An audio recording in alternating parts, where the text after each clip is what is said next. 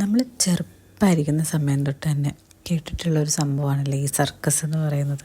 ഞാനിതുവരെ ചെറുപ്പത്തിൽ പോലും ഇതുപോലെ സർക്കസ് ഒന്നും കാണാനായിട്ടൊന്നും പോയിട്ടില്ല. അപ്പം ഞാൻ ഇന്ന് ആദ്യമായിട്ടാണ് അങ്ങനെ സർക്കസ് കാണാനായിട്ട് വന്നിരിക്കുന്നത്.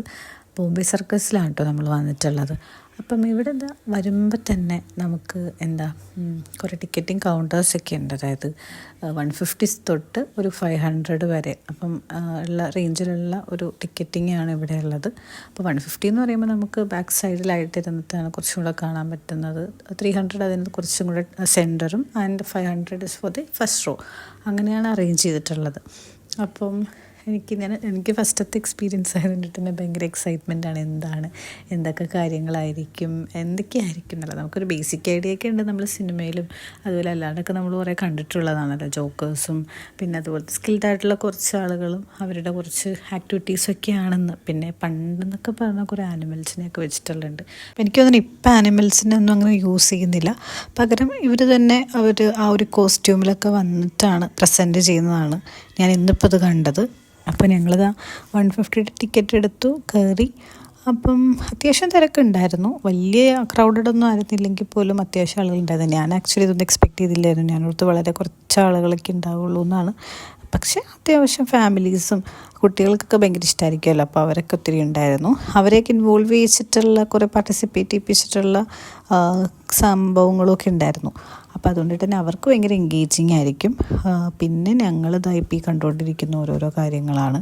അതിനകത്ത് എനിക്ക് ഏറ്റവും ഇഷ്ടപ്പെട്ടത് ഇത് തന്നെയാണ് കേട്ടോ. ഈ ഫസ്റ്റത്തെ ഈ ഒരു നമ്മൾ ജോക്കർ ഫിലിമിൽ, മലയാളത്തിൽ ജോക്കർ ഫിലിമിലുള്ള പോലെ തന്നെ സെയിം ആ ഒരു സാധനമാണ് ഫസ്റ്റ് തന്നെ ഉണ്ടായിരുന്നത്. അപ്പം അത്യാവശ്യം എനിക്ക് തോന്നുന്നു നല്ല സ്കില്ല് വേണം.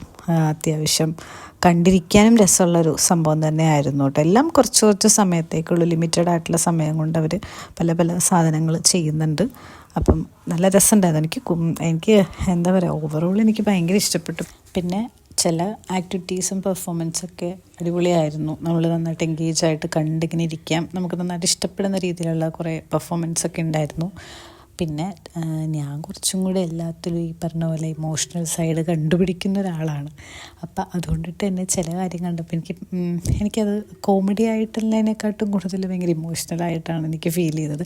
ആൻഡ് ഐ നോ ദാറ്റ് ഈ ഒരു സർക്കസും അതിൽ performance activities and purely for entertainment പർപ്പസിന് വേണ്ടിയിട്ടാണെങ്കിൽ പോലും ഞാൻ അങ്ങനെയൊക്കെ ഞാൻ തന്നെ ചിന്തിച്ചു കൂട്ടും. അപ്പോൾ ബാക്കി അതായത് പെർഫോമൻസ് അടിപൊളിയായിരുന്നു.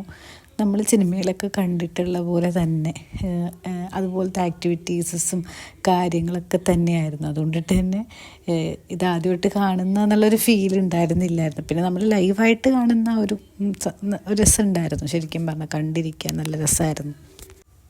സത്യം പറഞ്ഞാൽ ഇതിൽ വർക്ക് ചെയ്യുന്ന ഈ ആളുകളെന്ന് പറഞ്ഞാൽ ഭയങ്കര ടാലൻറ്റഡ് ആയിട്ടുള്ള ആൾക്കാരാണ് കേട്ടോ. കാരണം ഇങ്ങനെ ഒരു പെർഫോമൻസ് ഒക്കെ നമ്മുടെ മുന്നിൽ ചെയ്യണം എന്നാണെങ്കിൽ അതിന് മുന്നേ അവർ എന്തോരം പ്രാക്ടീസസൊക്കെ ചെയ്തിട്ടുണ്ടാകും.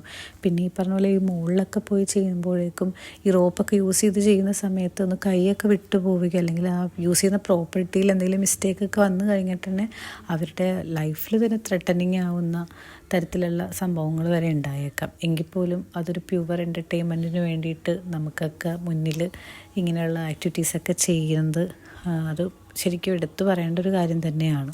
അപ്പോൾ നിങ്ങൾക്കും ഇങ്ങനെയുള്ള കാര്യങ്ങളൊക്കെ ഇഷ്ടമാണെങ്കിൽ നിങ്ങൾ എന്തായാലും പോയി കണ്ടു നോക്കുക. എനിക്കെന്തായാലും ഇഷ്ടപ്പെട്ടു. അപ്പോൾ അത്രയേ ഉള്ളൂ. ടാറ്റാ.